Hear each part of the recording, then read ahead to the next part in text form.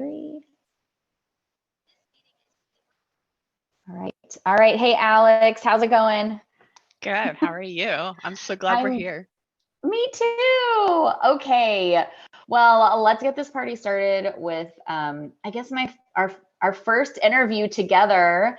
I'm so excited to be here. I'll do a quick introduction and welcome, and then we'll get started and talk more about why we're here and who is Alex and just like what we're chatting about today. So first, welcome. This is the Lindsay Lee YouTube channel, and I help high performing, highly sensitives and empaths reclaim their intuitive gifts so they can amplify their holistic success. And in my work, I'm known for really demystifying the woo so your soul can speak to its highest alignment. I'm also an advanced intuitive reader, a channel, an energy worker, and also a certified life coach. So got a lot of tools in my tool belt. And using my intuitive gifts, I work with your energy to help you find clarity and alignment in areas where you feel stuck, plateaued, or blocked. And my work is great for anyone who's really looking to step outside of the logic box and tap into their intuitive guidance. So let's do like a quick high level summary of like, what is today's conversation all about? And that's what it really is. This is just a conversation with Alex and I. So today's conversation is with, as you see, my dear friend and fellow spiritual explorer, Alex. Before I do my formal intro on her, I wanted to quickly share why we're here and what we're going to be talking about today. So this conversation originally happened about a week ago over really like a 2-hour phone call where Alex and I shared Alex mostly shared some really incredible downloads from her guides, and she really received some really profound and incredible information. And you're going to learn all about that in this conversation. And then also the reason we're here is because some of her downloads paralleled some of mine that we had like never shared before. I mean, Alex, does that sound right to you? Yeah, for sure. I love that. So I'm so excited to share what we've collectively downloaded separately, and then how they've really come together in this conversation. And I just want to stress that this is something that we've really decided to do purely organically. I hadn't even thought of doing something on my YouTube channel with other people. I was just getting it started. And then I was like, oh my gosh, let's just have this conversation together and just like have fun with it and see just like what comes up and kind of riff on our experiences and really share this profound download that you have that just like blew me away. So if you enjoy philosophy, spirituality, quantum energy, as well as ancient and modern technology, this is something you're really going to want to stick around for. So Alex, I'm going to do a quick intro for you, but feel free to add anything else before we get started. Alex works currently in organizational effectiveness with a strong passion for ethics and philosophy. Most recently, she's delved into the world of quantum energy science and healing methodologies, where she's on the path to discover the links between quantum energy, spirituality, and the connection to ancient and modern technologies. She also shares her gifts in super targeted energy weaving sessions that you can actually book directly with her. Alex, is it okay if I share your Instagram handle? Yeah, for sure. Absolutely. I'm not sure I'm going to say it right, but is it Segar Manone, or how do you say it? It's a funny pun. Man It's one. at the German one. I know, that's why I don't speak German. So I'm like, I'm sure I'm messing this up somehow. Like the accent, the horrible accent that German people have. The instead of the German one. So ZE German one, all Got one word. Yeah. Finally, of all the time that we've chatted, I've never asked you that. So yeah, that's great. That's actually great because that's easy for people to be able to spell out. So it's ZE and then German one. So if you're interested in booking an energy weaving session with Alex, that's where to go. Just reach out to her. And they're incredible. Highly recommend them. And I am so excited to dive in more. Yeah. Thank you for that intro. Yeah. Yeah. Yeah, let's hope I don't get shy on this call, Lindsay. You know, I'm not shy, but I can get shy once I'm like, this is too much spotlight, but here I am. Um, yeah, definitely anyone who's interested in even just chatting with me about energy weaving, I'd be happy to chat on Insta if you find me there. I'm very open, super transparent, nothing to hide, and it's all about creating balance, which is, I guess, what we're talking about today with these downloads we had. Yeah. I know it's so funny how it always comes back to balance. No, I love that. Well, I guess, okay. So let's start from like the very beginning and how it sort of led you to this big,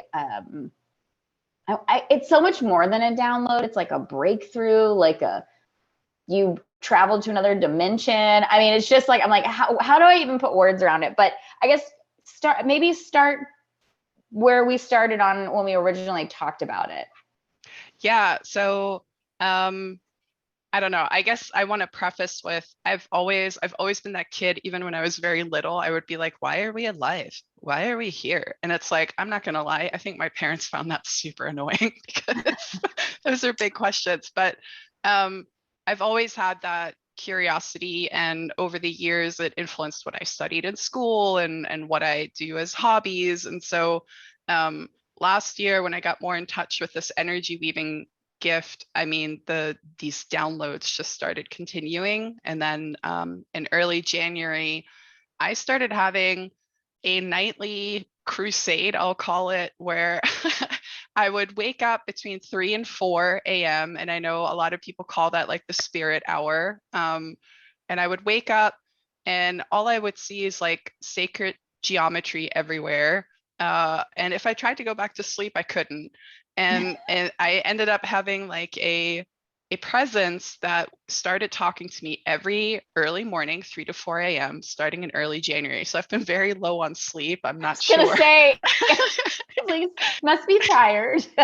Very tired, but so grateful, so happy. It's like no reason to be tired when you're getting some incredible messages. And so this character that started appearing, and who I now consider to be a very dear friend, someone I hope that stays with me for the rest of this lifetime, is the god of the underworld in ancient Egypt, Anubis. So the jackal-headed god Anubis. Yeah. And when he first appeared, he would talk to me. I had no idea what he was saying. I was like, this is not a language I speak, and I speak a few. And I was just like, okay.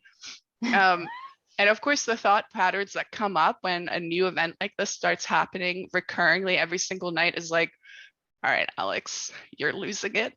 This is it. But this is the moment. yes. And so I just want to shout out to anyone who might be having spiritual experiences like this and they're new to it, like gauge your feeling. I did not feel scared. If anything, I felt enthralled in a very calm way. And like when something like that feels good, just happening to you, just lean in and like let it happen. So I wasn't chasing Anubis. I wasn't like, what the heck are you saying, buddy? It was just like, all right, eventually I'll start understanding him.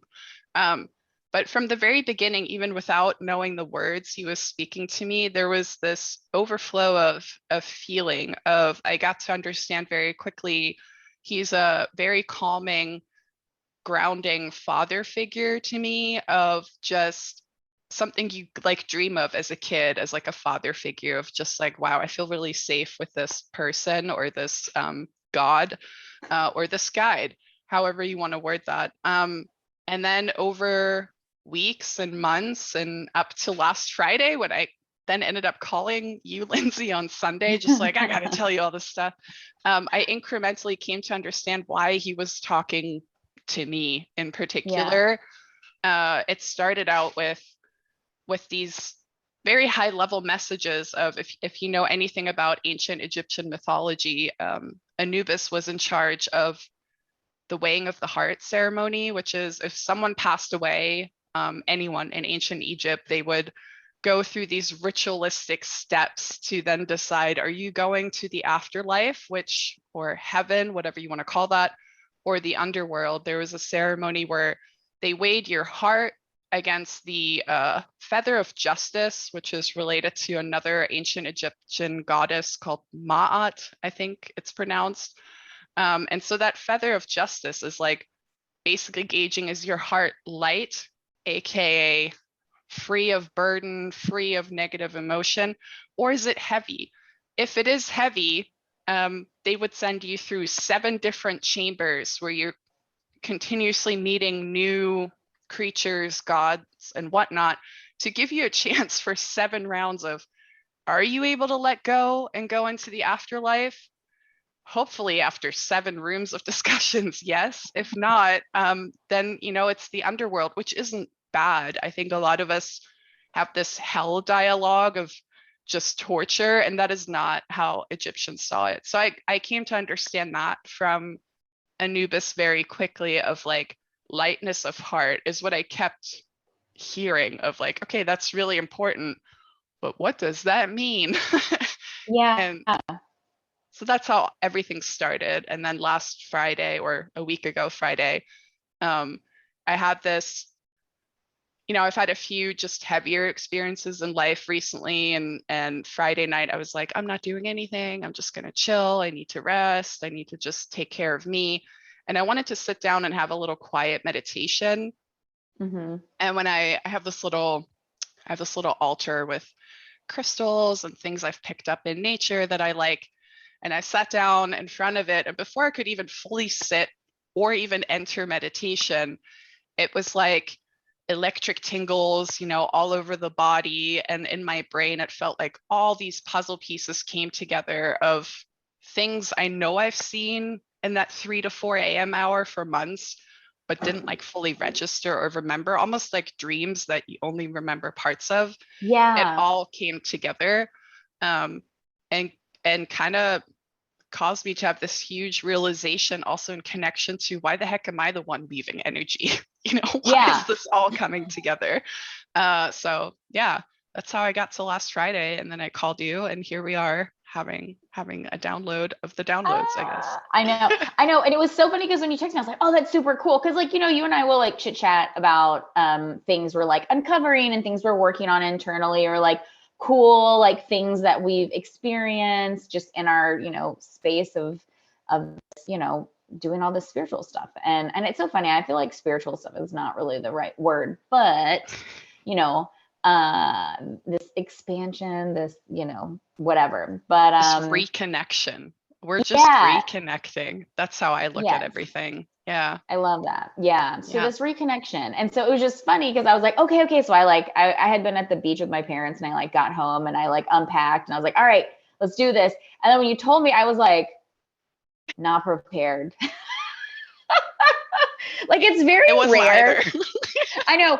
And it's very rare that when I am talking with people about like, downloads or sort of like breakthroughs or anything major that happened, I'm like sitting there, like also simultaneously doing research on the things they're talking about. And I felt like I was laughing because I told Alex, I was like, I'm literally like looking up this person, looking up that. And then I started having my own downloads, and I was like, oh, it's because this is connected.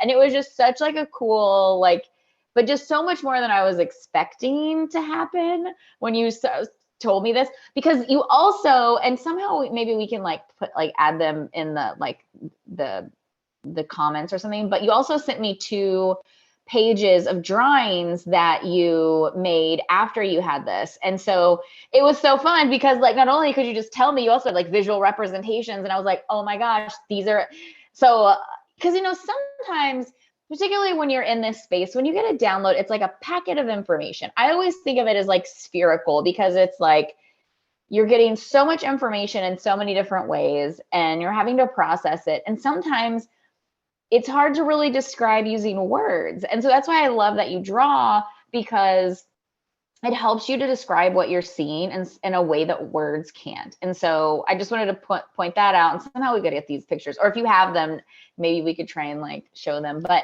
when we yeah, I know. I don't know either. When we get there, I love that you're like, oh yeah, I have them right next to me. Don't worry. I'm not going to be able to remember everything if I don't look at this, because it's like, and I guess for anyone watching, I do want to call out, it's like, I'm one of those people. I appreciate science. I appreciate modern technology. All of those things are super important to connect to what we're calling spiritual things here, or woo, or whatever you want to call it. All of those things are real. They're all connected. And I mean, science, like quantum physicists are proving this right now, that a lot of these things we've talked about for thousands of years in a more spiritual or religious sense are actually resonating. And so I heavily fact checked myself on things I saw on that Yes. Friday night, and was like, oh my God, people are proving this already, or So they're that's theorizing. like, that was the other thing, y'all, that was cracking me up, is like, before she and I had even gotten on the phone, she had already done research to sort of like back up the things that she saw. So like, she was like citing different people, and I was like, oh my gosh, like this is wild.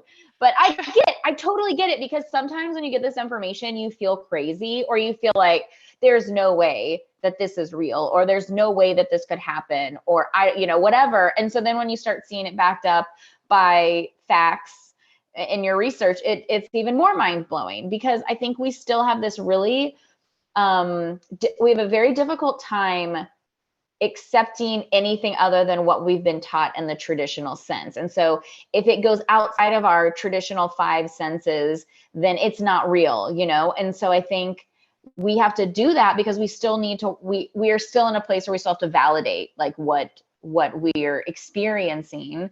And so I get it. Like I feel you, but man, it's so fucking validating when Yeah. when Yeah. I you're was like, like, I don't know. bam, These are bam. facts. Like, it's facts, more facts, facts on facts. I'm good.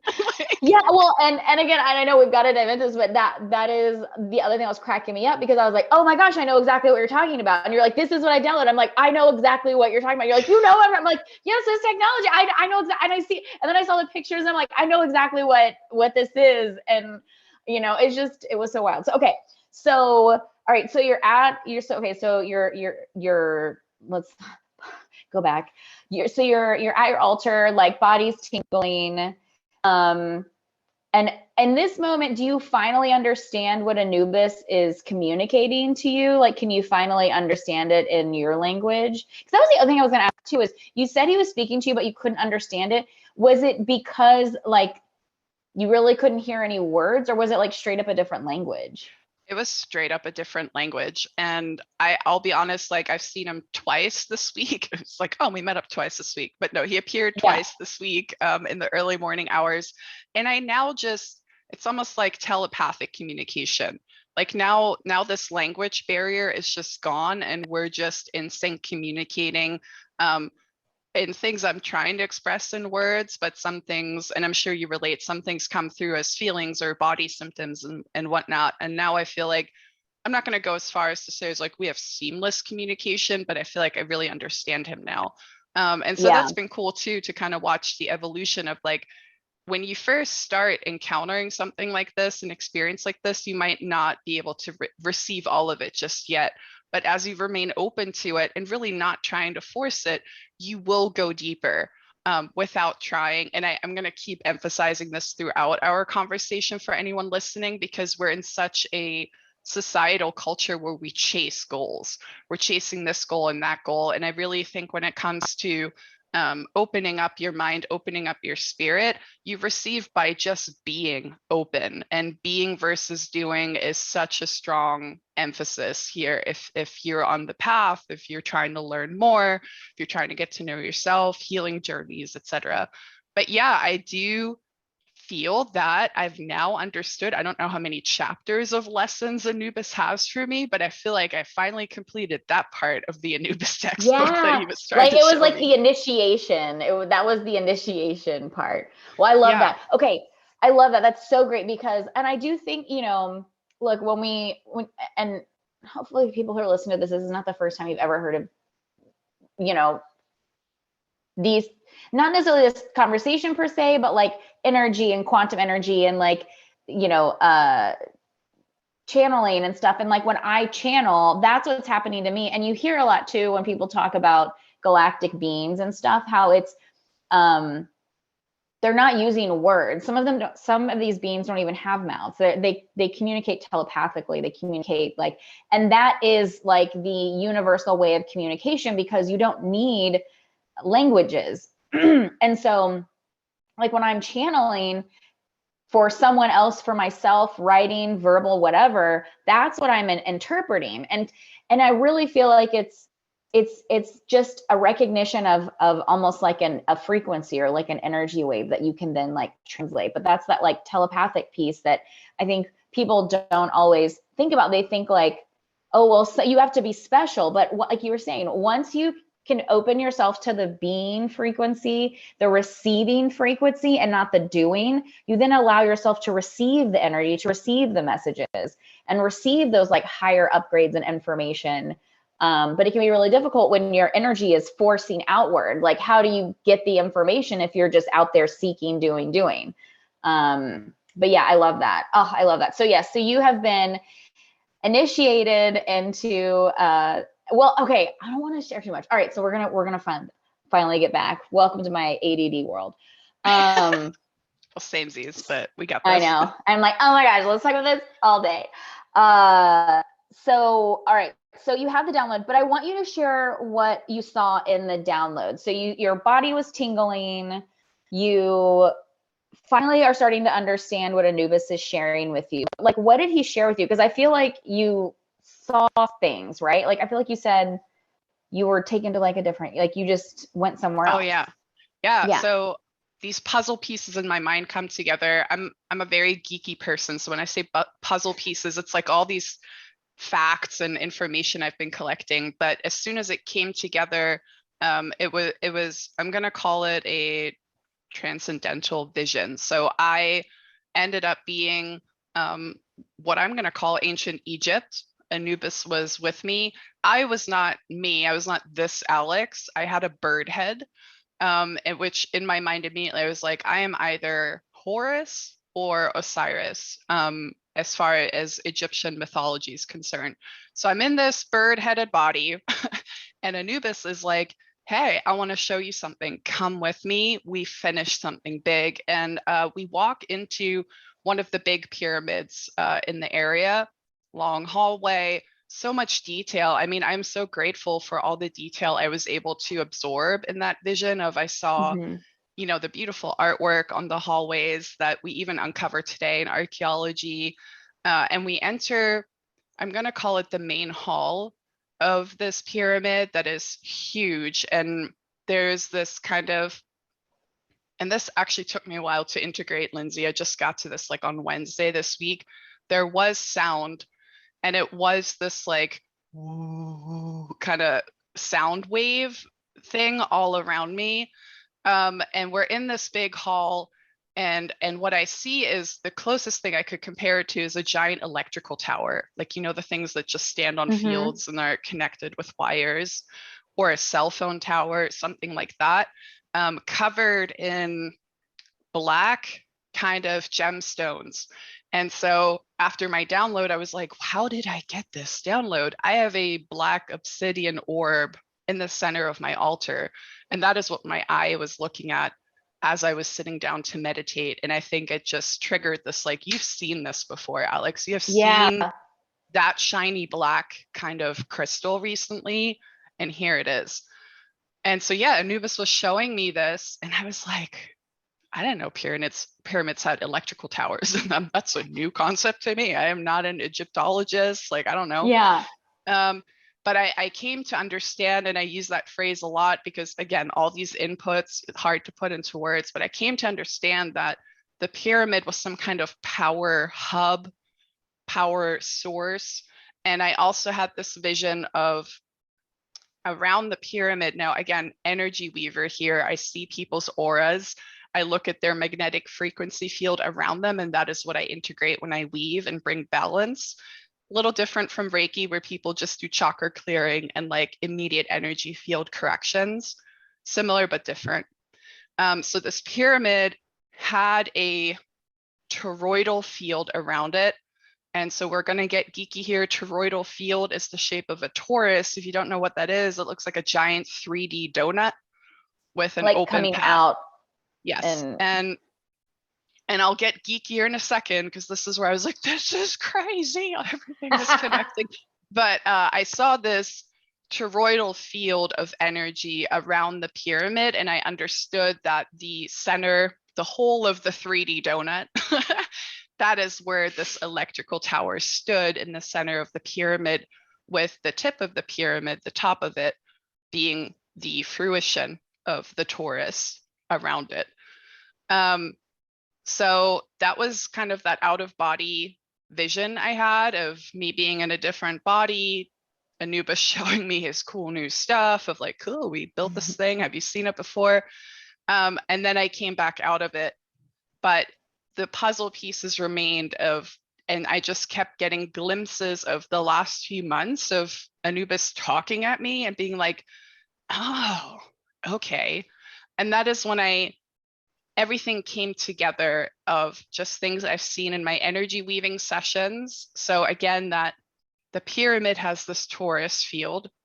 Every person I work on either has parts of a torus that needs balancing over several sessions or a lifetime, depending on where they are, or they do have a perfectly balanced torus of energy flowing in and out of itself.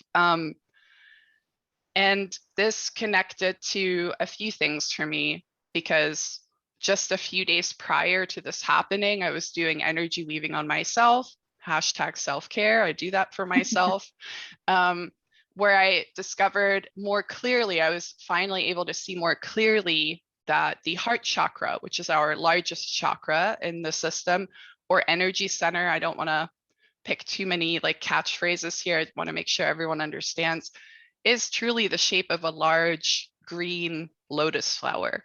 And the more unblocked and open your heart chakra is, the more it becomes the giant flower. Out of this flower is the torus field. So similar to the tip of the pyramid, that is where our energy comes out of. All the other chakras connect like an electrical tower stacked up your spine. And so I was like, oh my gosh, we're like little, I don't know. My analogy has been, if the pyramid is a cell phone tower, all of us are little cell phones trying to walk around and connect to the tower in the right balance. Where it gets wilder though, if you think about the torus field, the Earth's magnetic field is also the shape of a torus. And so where does that come from? The sun. I'm laughing. Yeah. Yeah. Keep going. Yeah, but why are you laughing? You want to add something to it first? Yeah, I after you told me this, I was like, I was teaching a class, and part of it had to do with like energetics, and so I wanted to show people that the toroidal field around the human energy field, and then around the Earth, and I was like, this is literally a picture from like an AP like physics textbook. So this is not like some weirdo spiritual person was like, let me show you the field. I'm like, this is actual. Like, this is science. This is not like some person just decided to like draw these lines. So I love that. Yeah. So thank you for that. Again, validating through science. I really think that's important in today's world, because a lot of us, we make these separations between spirituality and science. And it's like both are speaking truth using slightly different terminology. And I think just like any quantum energy scientist nowadays is claiming, they are connected, and we're finding each other's vocabulary again and coming together. It's a really beautiful thing. Yeah. So Earth has this toroidal field, and it made me think of, okay, so Earth is a giant energy tower. And again, that toroidal field goes through the core of the Earth. And so that is where a lot of our energy comes from. We're just like a little planet Earth ourselves. We have this energy center in the middle. Earth has an energy center in the middle, and it all comes from the sun. And humble pie here, right? A lot of us have these big dreams, not throwing shade at anyone's big dreams, but ultimately we're just, I don't know, I think Neil deGrasse Tyson always says it, we're just a tiny speck of sand in the big old universe and all that stuff. And we are dependent on the solar system we're a part of. And the sun is truly the center of everything.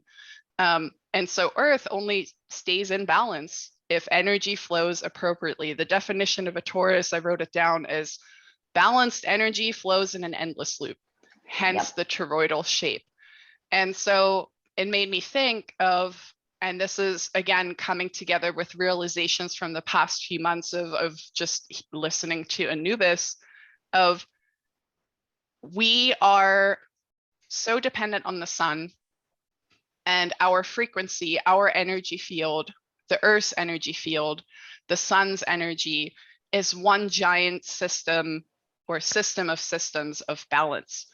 And I came to understand very quickly that, oh my gosh, this is why he keeps talking about lightness of heart and weighing the heart and why he had that job, right? Like, why was that important? Why do you keep talking to me about this? If you Yes. think ancient Egypt was a society so different from ours, if we really think about it, they And had, go ahead. no, and truly, like, I never understood, like, the weighing of the heart never connected with me. Like, I couldn't figure out like why you would weigh a heart and why lightness mattered. And like, did you need to have like a small heart? Was it like because our current like modern day society like it's just so different, like what you were saying. And until you described it about like the lightness of heart, and and again, when we talk about higher and lower frequencies, love, like those are higher, lighter frequencies. And so that to me, that translates, if you were like, if you embodied lower frequency, then like your heart would be heavier. If you embodied the higher frequencies, the more ascended frequencies and energies, you would have a lighter heart. And like, until we had that conversation, I was like, I never thought of it that way. And it was like, Yeah, exactly. I love that you got there of the frequency, and there are so many different practices on frequency studies out there. There's electromagnetic energy being studied on frequency. There is emotional frequency being done, sound frequency studies called somatics. So if you're nerdy like me, anyone out there, feel free to Google yourself into a rabbit hole. It is super fun.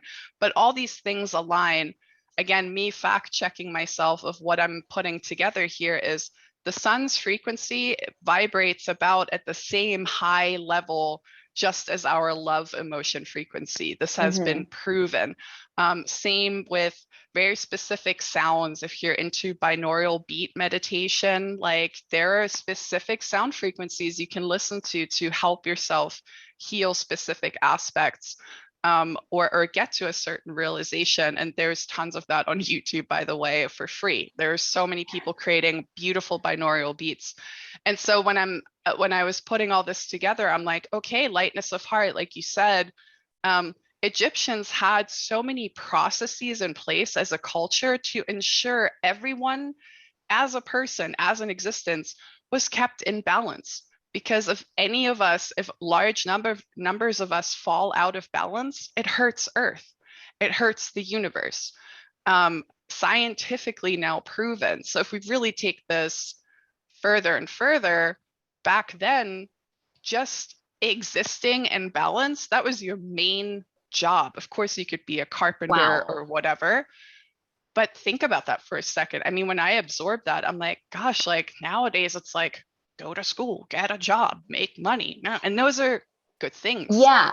But what you're saying is like your doing can be whatever you want it to be. You can go do the carpenter thing. You could, do whatever, but your beingness and like who you were as like a human being, the energy of that, like you then had to focus on like what you were saying, that those like higher frequency energies, and that focusing on like how you were going to create that lightness of heart. So it's like they took both of those into account and how you moved and breathed in the world. Yes, exactly. And Balance. balance, it's all about Balance. balance. And so then I looked into pyramids and I was like, I can't be the first person to think of that there's like a electric tower of sorts or some kind of technology in a pyramid. Now, what I saw isn't verbatim the same as what's been discovered, but I did find this really cool engineer, Chris Dunn. He's been on the History Channel. He's written 2 Love books. it. I'm currently reading his books. But he's just an engineer who was like, I want to understand how the pyramids worked. And there's been so many theories on like, there's no way just people with some hammers and chisels could have built the pyramids. Like they're just too big. One key example that convinced me that there was more to it than just hand artisanal craft was some of them, they have like 200 feet long paths through the pyramid wall that are like 4 by 8 by 4 by 8 inches the whole way through, perfectly chiseled. No human arm is hundreds of feet long, and perfectly chiseled. That is a machine type thing engaging there. So how did they do it? Anyway, Chris Dunn has a whole theory, and this is all broken down through mechanical engineering and architectural engineering. This book is wild. I highly recommend you look up Chris Dunn if you like to read about stuff like that. But his theory is that at least the pyramid of Gaza, or Giza, I think it's called, was a power plant. And I was like, zing, but what kind of power plant? So his claim is that it was a power plant functioning through, guess what? Sound resonance. So all this ooh I was talking about was the mechanism for sound. Now, we already talked about higher sound frequencies, more power. So it's like a sound love bomb is the pyramid. Yeah, like, isn't that wild? And it charges everyone around them. And back to my point on having this crystal on my altar, they have a whole chamber they discovered that was full of quartz sand. Now, that's a little different from what I saw, but crystal elements have been discovered as a main mechanism to create sound vibration, because crystals also vibrate at certain frequencies, and they use that as a key mechanism to create power in the pyramid. What I saw, I ended up fact checking anyway. I was like, what can you do with obsidian? But they have obsidian in ancient Egypt. And first thing I Googled, it came up, for hundreds of years, we've all thought we've just found a bunch of jewelry made of obsidian and copper wire in ancient Egypt. Come to find out, that is a primitive way of building a solar power cell. If you take obsidian crystal, wrap it in copper wire, put some ash on it or some form of phosphorus, put in the sun, you have a solar panel cell. Now I want to see how many people build their own solar roofs with this. Let's do it. Let's do it. I'm even like, I was even thinking, I'm like, okay, how can I do something small on my own? And I'm like, and will I kill myself if I try to do this? But what I think is really important too is, and you're probably gonna share more about this, but the shape of the power cell and like how it's, I'm doing like a bad example of it, but it's kind of like that ish, but the top and the bottom. And so anyways, I'll let you go into that more, but I'm really curious to hear like, and see how you learned about this power cell, if you will, piece. Sure. So one of the things, I just had this feeling, now I didn't see it full force in this vision I had, but you know, we have the pyramids above ground, right? And there are these pyramid shapes, 3D. But I had this understanding that there is a bottom to it, that just like Earth, we have a north and south pole. The pyramid has a top point and a bottom point. Now, what I'm not sure about is that bottom piece underground? Is it on the opposite side, like geographically on planet Earth? Yeah. And now we do know pyramids exist from all kinds of cultures spread all across the planet. And we're starting to connect them to specific sacred geometry and mathematic formulaic patterns. So TBD on that, but that was kind of the bottom piece missing of this power cell. This tower in a pyramid is only going to work when there is a south pole, so to speak, to the North Pole, just like planet Earth. So this toroidal field I saw was just on the top, but there is a complete one below it. And that's the part I can't say for sure how it works, but I was very sure that this power cell is constructed like two pyramids. And this is the part when I was like, oh my gosh, Alex, I know exactly what you're talking about, because so I've been like, this is like, we're talking now like opposite ends of the spectrum. It's like, let's talk science. And I'm going to talk to you about like not science, but Dolores Cannon is somebody who I have followed for a while. I've listened to multiple of her books, really enjoy them. I think they're really fun. To me, they're just like mind candy a little bit, because you hear all these different stories and triangulation of stories from her different clients that she's worked with. And I've heard about this in two of her books. Now, one is the Jesus and the Essenes book, And it is about the Essenes. Jesus goes to study there. They're like a highly evolved sort of group, all this stuff. Well, in this story, in this book, they talk about this type of technology that is hidden, like people can't know about it. And there is one person who's like in charge of taking care of it. And they don't go into detail about it, but essentially that what they say is like only the person who's like in charge of maintaining it and everything can touch it. It's very powerful. It's like really ancient and like almost like galactic technology in a way, but they describe it as this double pyramid where it's like top and bottom. Yeah. And I'm almost certain they talk about this low hum that it has when you walk near it. And it has to do with like power, like, you know, like energy and stuff like that. But that it's because it's so sacred, it's hidden. I even wonder sometime if this is like the Holy Grail, you know, like this technology is the Holy Grail. So then put that to the side. So that's the past, right? Like from a linear perspective, we're talking about this past. Now, I believe this is in another book of Dolores Cannon's, but it's like maybe one of her convoluted universe books. But now they're in the future. So they're talking about a client who is in the future and she comes upon the same freaking double pyramid. And it is now, so what they talk about is this is what I find really interesting. The person that she's interviewing basically says, you can't touch it. So it actually has all these different capabilities. I feel like one of the capabilities is it has like teleportation abilities too. Not only with, and they talk about it, yeah, like free energy, like it has the capacity to do like so many different things. One of them is it's free energy and like it's able to like power all these other things.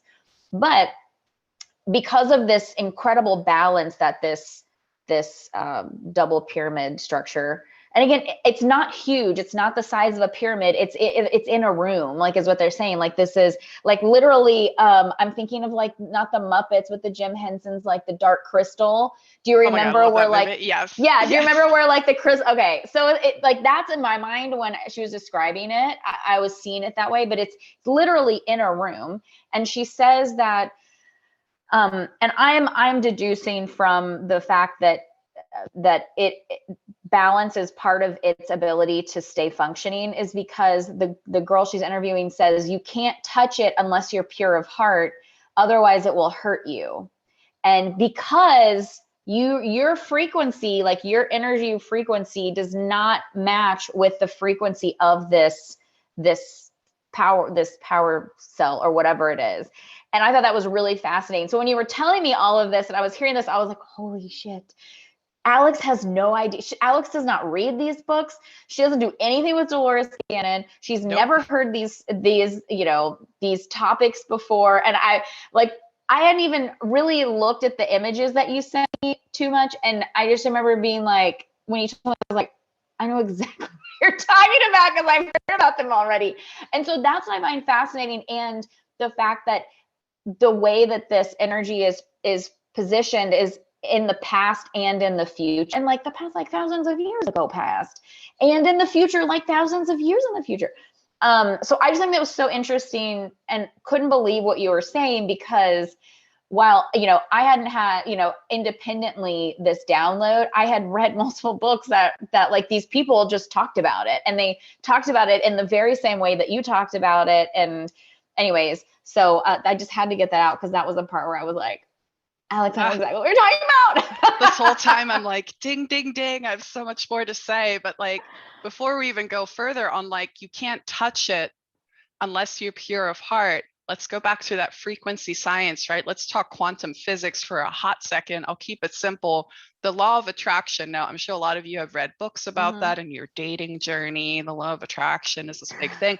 But really, it is a physical law in quantum physics. Your frequency, if you're vibing high versus vibing low, you can coexist in a world, but you will not cross paths, right? And that's where the law of attraction, as far as dating life goes, I think it's like you only attract what you put out. That is so true, but it is true on a scientific electromagnetic frequency level as well. And so for this this science piece of this conductor, this energy conductor, like, yeah, you can't touch it unless your heart is light enough to, meaning the weighing of the heart again, like Anubis ensured no one was going to break that earth balance. No one was going to break that balance that we all need to operate in. And so where to go from here?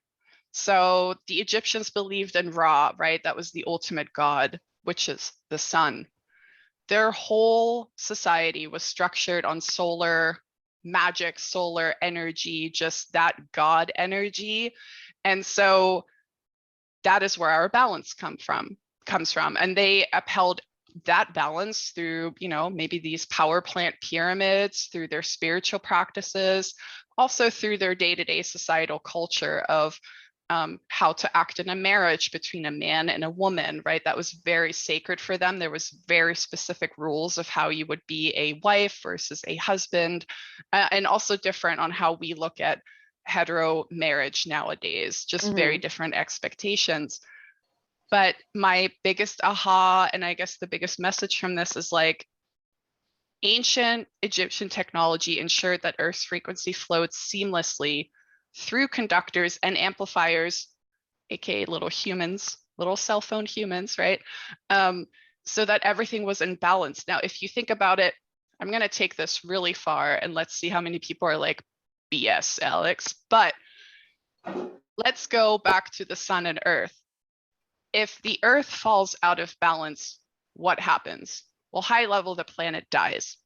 It goes to crap, right? And so if Earth falls out of balance, what happens? Natural disasters, extreme climate change, aka the dinosaurs died, all of that, meteors hitting Earth, like the whole solar system goes out of whack.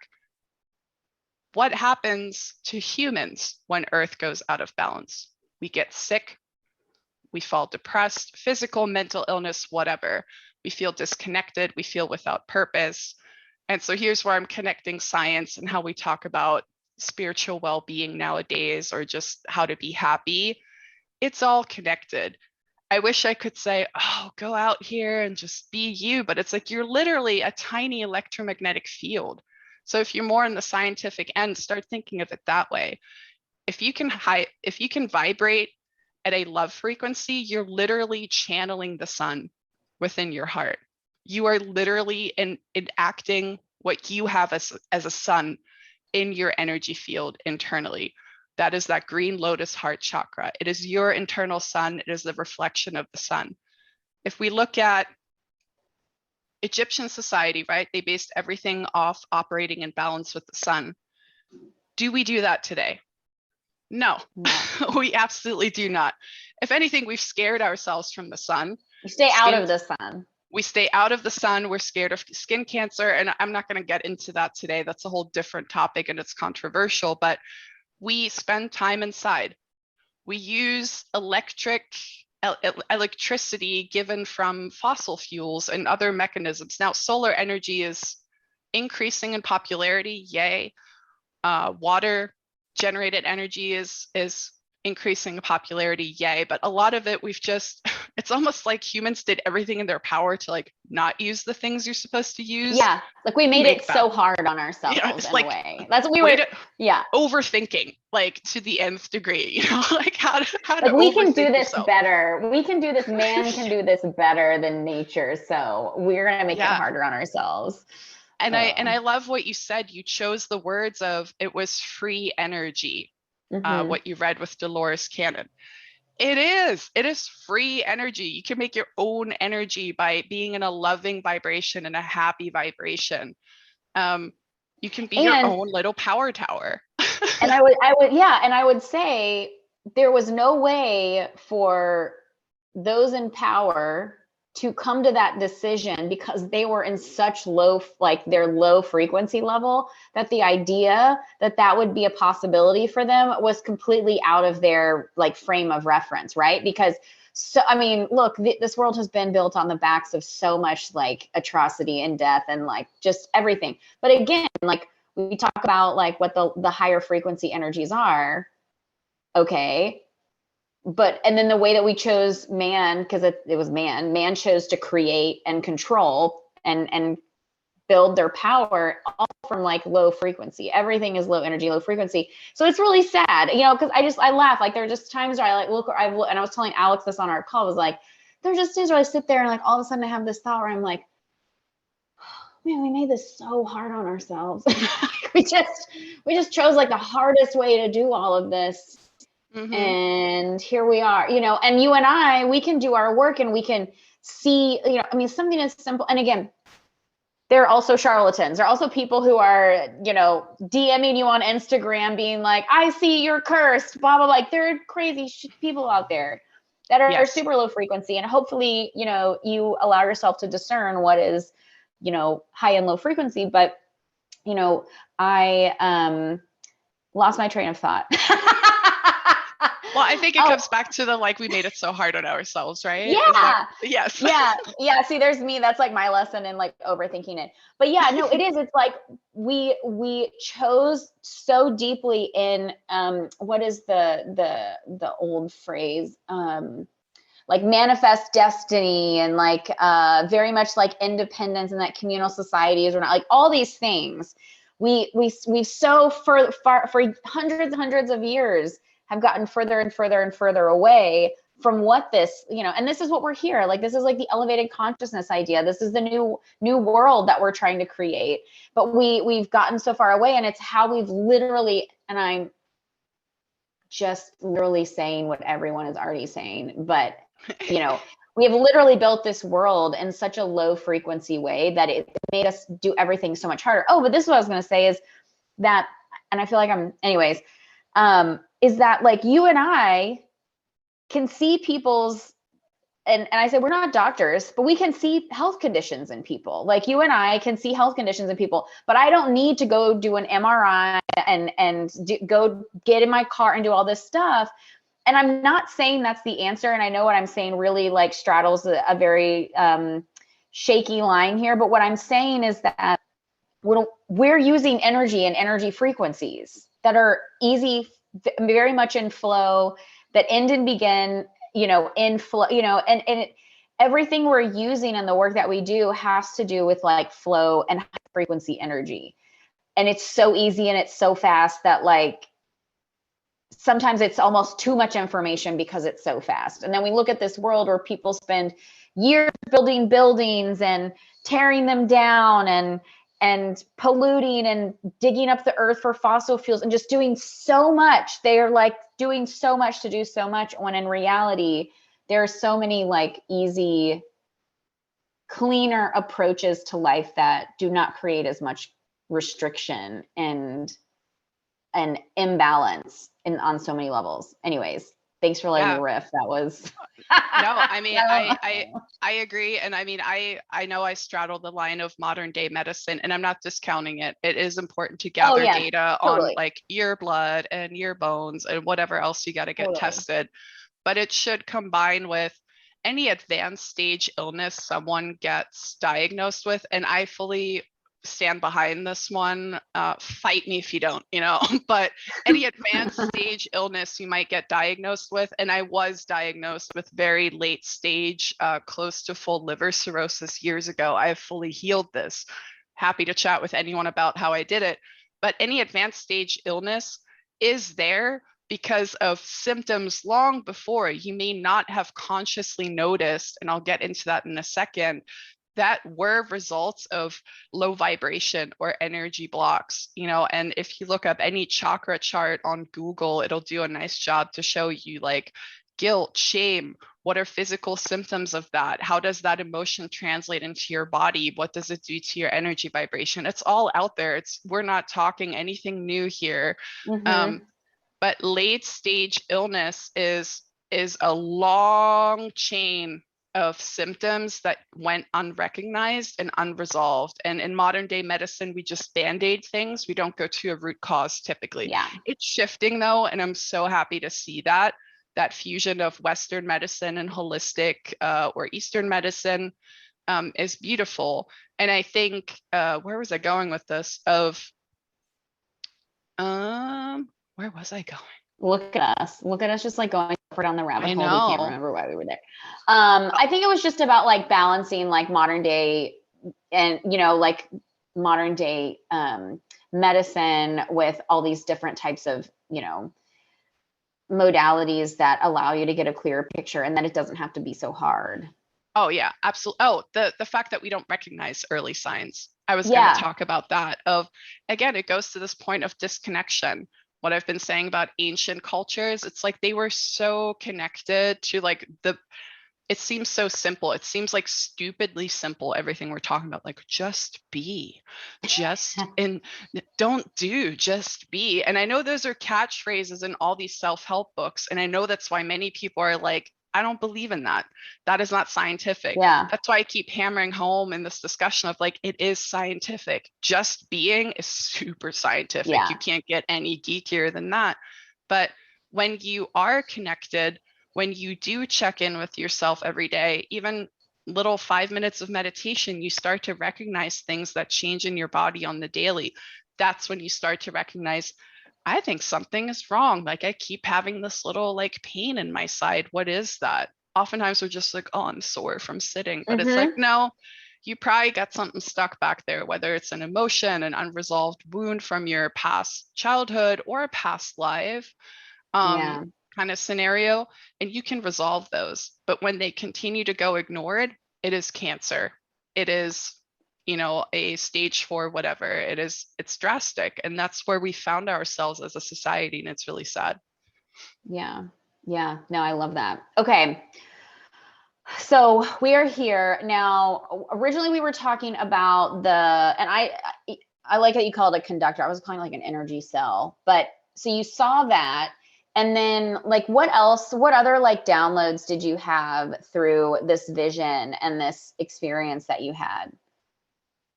I mean, kind of everything we just talked about of, I did go down a little Google rabbit hole of like, well, what happens when you're disconnected from the sun? What happens to your body? And I didn't know this, even though I wear a fitness tracker and I'm super like into looking at my data and my fitness stats and my sleep score.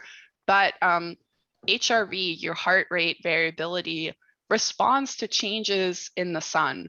So we've seen on the news more and more they're reporting on like, oh, there's a major solar flare or there's a solar storm because our Yeah. our science with NASA and like astronomy is getting better. When there are solar flares, I found quite a few articles showing studies and statistics that are proving that, what did I write down? Um, Changes in the solar and geomagnetic environment affect human health, specifically heart health. Ding, ding, ding, your little inner sun.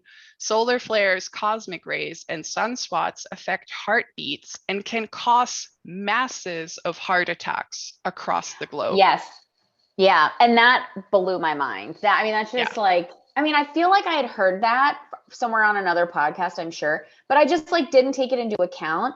And then, but I just don't think I really recognized how impactful that was and what it actually did.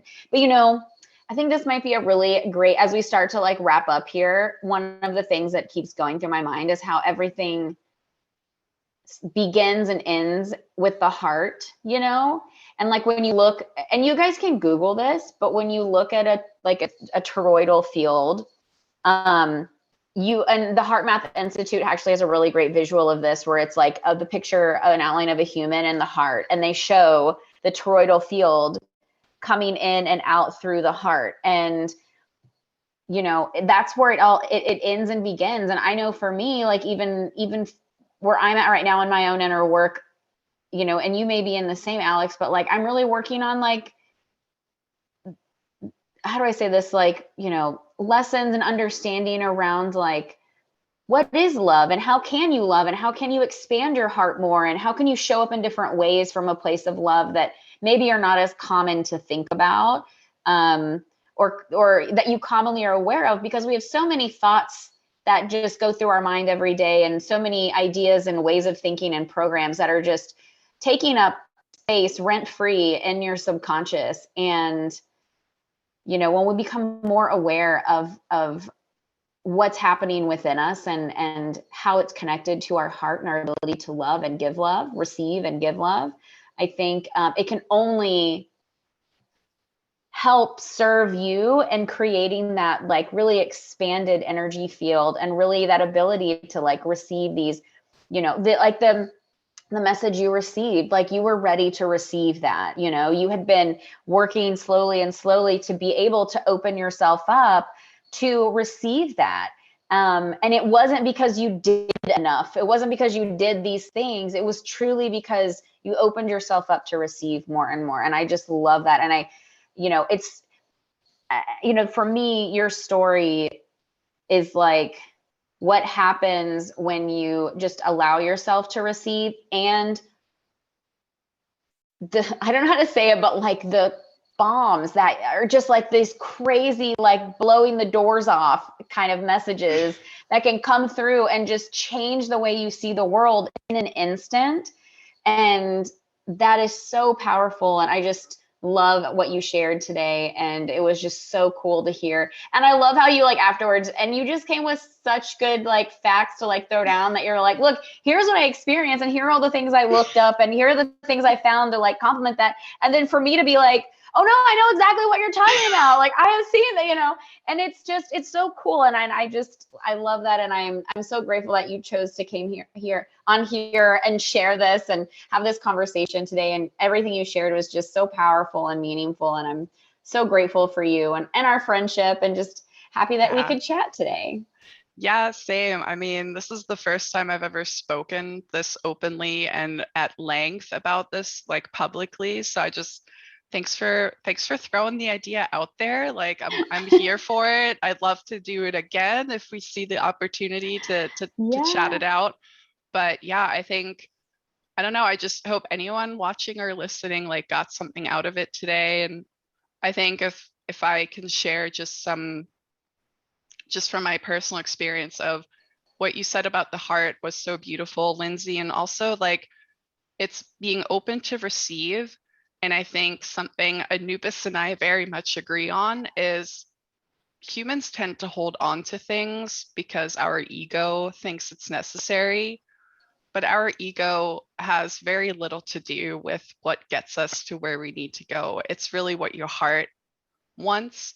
And your heart is like a tiny, just love battery ready to get huge. And in order to love really well, and I'm actively learning this, I'm no champ here, but it's about letting go of all the things you've kind of labeled yourself with, of like, oh, like once I was hurt by XYZ, or this person did this to me. It's like, let go of that. Yeah. Like I so empathize. right. We all, the more we love, the more we can empathize. And I feel like the world right now, we're in this like, who can be the biggest victim? And sorry to anyone out there, but who can be the biggest victim online? Like that is such a culture right now, especially you talked about kind of predatory spiritual fakes earlier. Yeah. That is such a thing to reel you in right now, of like, oh, are you a victim? Let me help you be a bigger one. Like that's kind of the magic right now.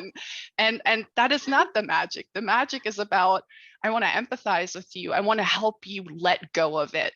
I don't want to make something that happened to you that actually your low vibration invited and you asked for it, whether you admit it to yourself or not. I want to help you let go of it so that your love battery can be huge. So, well, and I love that you said that, because if we don't let these things that we're holding on to, and again, super simple, you've heard this a million times, I'm sure, if you're watching this, but if we don't allow these people we're angry at, these friends, family, acquaintances, experiences, if we don't let go of the emotion, and sometimes you don't even know you're still holding on to it until you're triggered, which is why triggers are really gifts. Story for another time, class for another time. But triggers are gifts because they're showing you what you're still holding on to.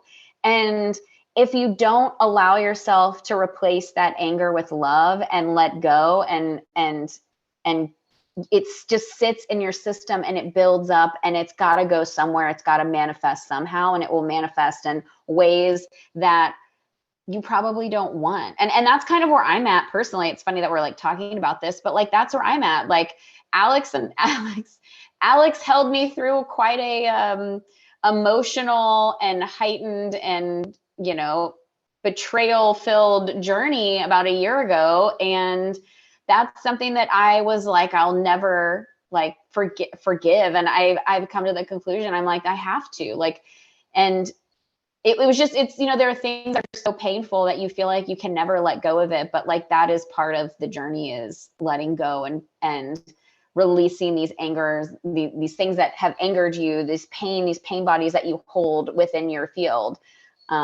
Because otherwise they just sit there and they'll manifest in some way that you probably don't want. And you're restricting your toroidal field from flowing. So Exactly. don't you just don't cramp your toroidal style. You know what I mean? Like don't.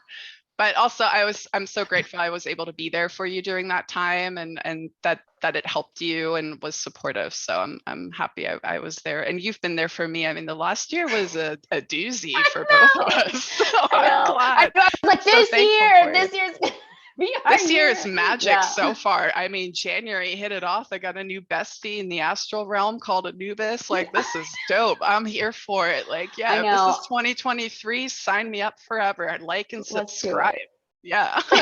Oh, yes. And so as we wrap up, please, if you are enjoying this or you're like, I'm down, let's hear some more, show me by pressing the subscribe button, and stay on top of things as we post new stuff, whatever that may be. Or you can request stuff you want to see. We can talk on all sorts of topics. The other thing too is I'm going to put Alex's Instagram handle in the notes as well, so you can check out that. And she's, you know, you just send her a DM to get in touch if you're interested. Anything, any questions or topics that she's brought up today, but also for her energy weaving sessions that she does, which are awesome. I've received several and I love them, and always have so much like, they're so illuminating on kind of like what's going on internally. And so, oh man, I still have like more stories to tell you about the last one you gave me. But anyways, we got to wrap up. We got to wrap up somehow. So anyways, thank you, Alex. This was so fun. And thank you everybody if you got to the end of this for watching, and more to come. Have a great day, everybody. Bye. Bye.